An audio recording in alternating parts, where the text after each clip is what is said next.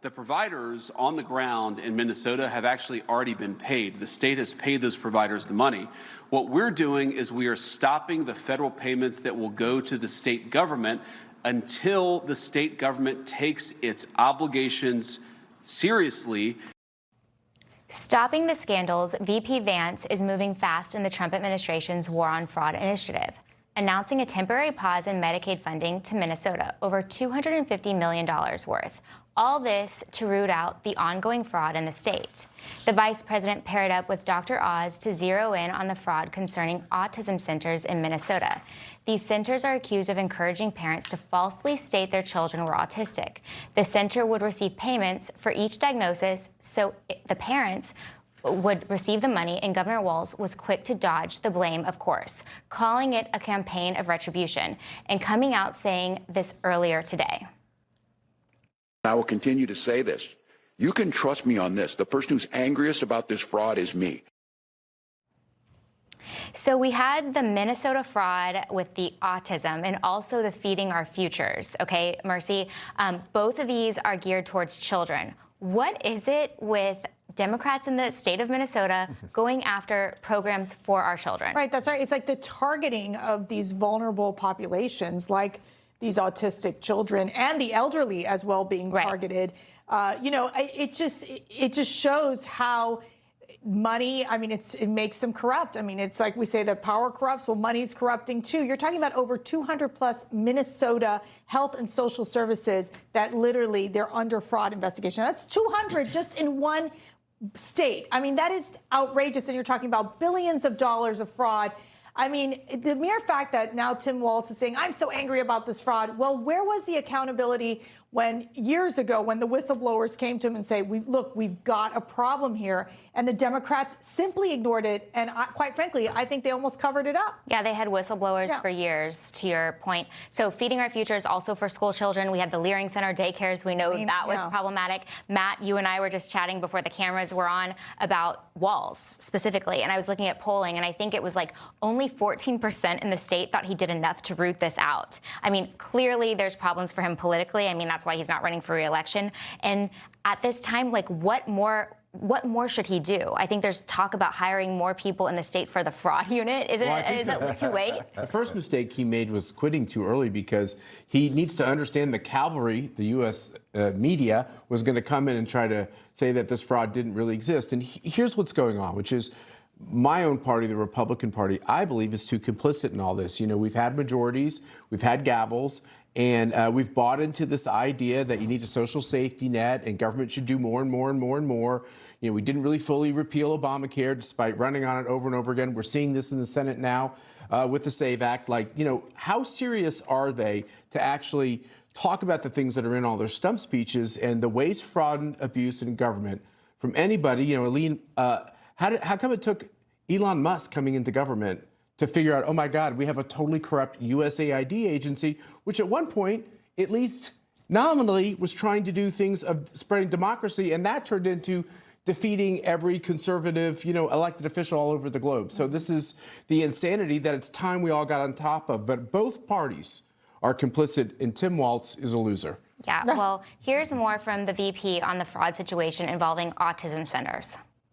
One of the examples of fraud that we've seen in Minnesota that we verified that is just awful is that a program that existed to ensure that autistic children had access to some after-school services has made a number of people rich, not by providing services to needy children, but by allowing fraudsters to take money that ought by right go to American citizens and to American families, and to set up sham businesses, set up sham clients, set up people who are not even autistic but claim to be autistic in order that they benefit from the money that's out there.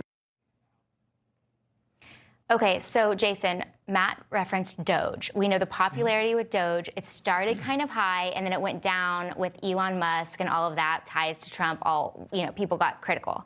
But now that we have a DOJ fraud unit, how do you think that will play? So firstly, with Doge, they actually ended up costing the taxpayer more than they saved. So that's part of the problem. Well, that could be debatable. And one other thing to Matt, I'm not sure who said it, but in terms of Tim Walz, I don't really think he would have won that election pretty easily. I think there's no viable opponent for him, and most people project that he would have won anyway. I think why didn't he here. Run?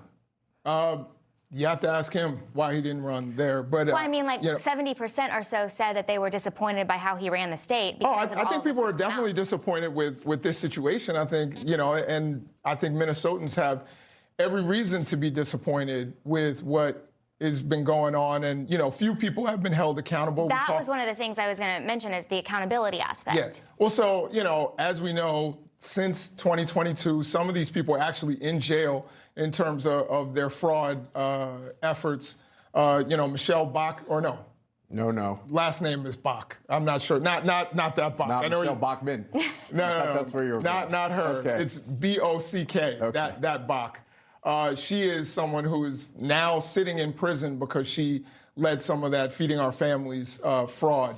And by the way, she is not Somali. But I would say, generally the Trump administration really likes fraud. I mean, they seem to, pardon people like Philip S. Formas, who did $1.6 billion in Medicaid fraud, Trevor Milton, who did hundreds of millions of dollars in fraud, Michelle Fiore, who defrauded dead police officers and their families, and Rick Scott did the biggest Medicaid fraud in American history. So it seems to be that they, or at least he oversaw it. That's rough. So what you're saying is that if you run the largest hospital system in the country, right, that the CEO is responsible for every piece of paperwork that gets put in. And this is the problem. So you're saying the governor is responsible for all of the fraud that happens at some learning center. This is the over-criminalization that we have in our society. This is why Trump is right to be pardoning people and doing criminal justice reform because of your attitude, which is every CEO would be in prison under your way. No, not at all. But you're sitting here saying that the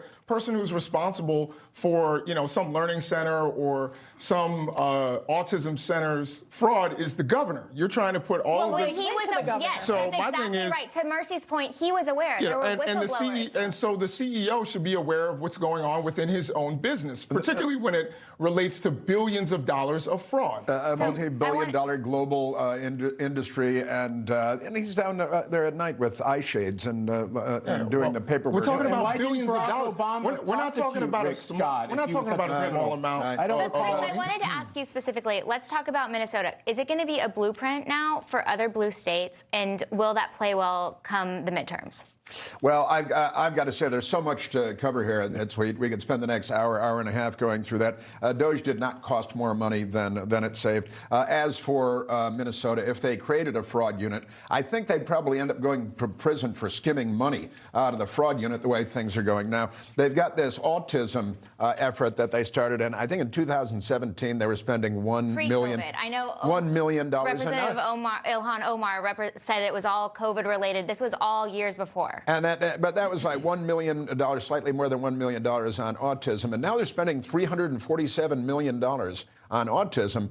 And there's nothing, was there a sudden outbreak of autism in Minnesota that needed to be addressed with hundreds of millions of dollars? Minnesota is corrupt. Democrats are corrupt. And let's change the subject and talk about attacking a CEO that nobody in the audience has ever heard of, which has nothing to do with the topic having to do with Minnesota and the Democrats. $1.6 billion of their money.